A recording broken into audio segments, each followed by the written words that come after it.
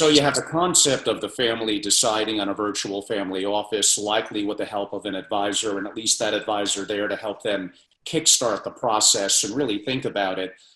Possibly have one or two people internally, even if they're at a totally different location, but dedicated to the interest of the family. But I guess by nature, as you're describing it, there is going to be a lot of outsourcing in the virtual family office model. Let's talk a little bit about, usually that's going to be various legal, accounting, tax arbitrage, financial, could be technology, concierge, travel, security. I could go on, but those are probably among the 5 or 6 big ones. How do you source so-called best in breed? And how do you have a collaborative effort internally? That's question 1. I have a part 2 to that, but let's stick to that one for now. Well, any family that's going to rely on a virtual family office advisor, and let's put it out there that a virtual family office is by definition going to be a smaller concept. Okay, it's going to be a smaller group of people. Sometimes it can be just one individual. And no individual or even small group of people is going to have all the answers for all the various issues that a family faces, whether it be on the tax, legal, accounting, wealth management, succession, operations fronts, etc.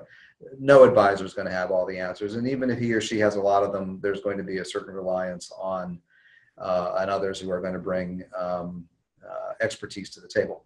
But in terms of where do you begin? You begin with due diligence. You begin with talking to your fellow families as to who they recommend for this type of work. And I think there's got to be a fair amount of vetting of the individuals that come to the table talking about their expertise. I mean, a lot of what the families need and want, I would not classify as being rocket science. I mean, a lot of it comes down to common sense. If you're asked a question, be honest in the answer. I don't know the answer to the question, but I know someone who I can bring into the conversation that will help. And I think it goes back to what I talked about earlier. It's absolutely, there needs to be competence, there needs to be experience, there needs to be absolute confidentiality, and a term I used before, but I don't hear a lot in the family office community, is loyalty. Is the person sitting across from me as my advisor or sitting next to me as my consigliere, do I have his or her absolute loyalty to everything that I'm trying to accomplish? It's not unlike the traditional relationship with the family lawyer or the family accountant. It just becomes larger when you talk about the various issues that the family faces. Part 2 of that question would be, some of the services effectively will be a commodity.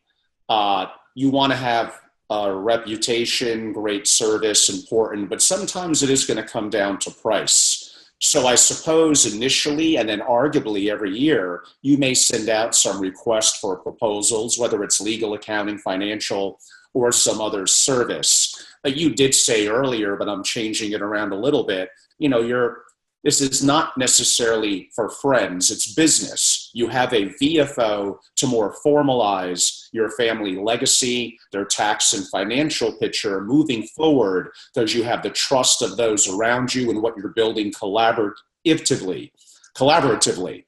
That being said, price is going to matter. Are you a believer every year in certain services going out for a request for proposals, to showing other firms what you're paying now and why pricing may matter? Well, pricing is always going to be at the top of the list for families. That's traditionally been my experience.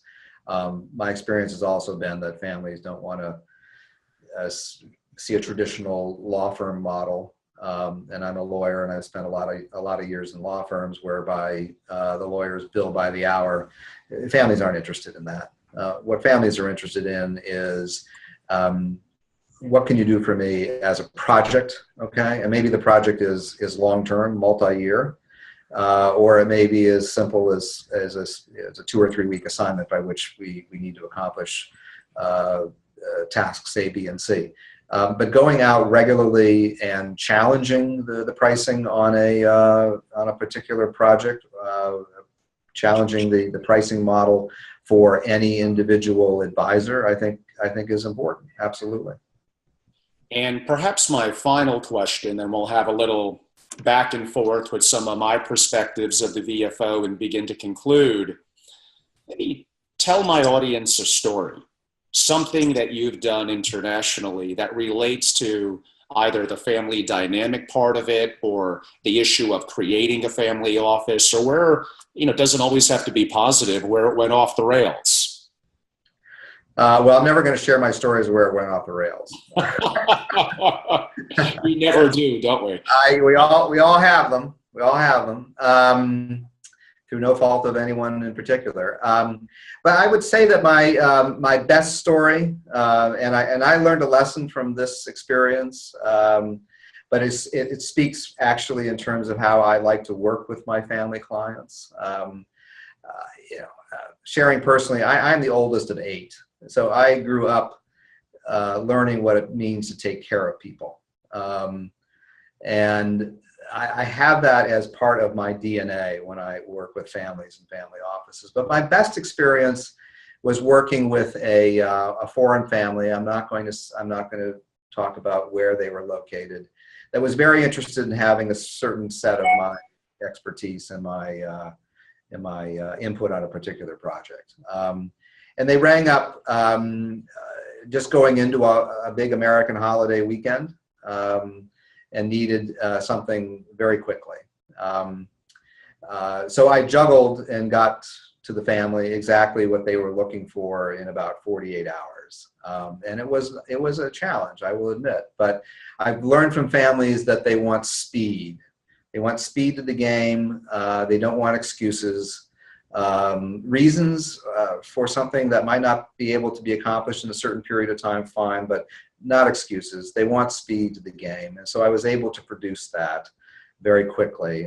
Second, they were very specific about what they did not want, what they didn't want to see in this proposal. And I listened to that.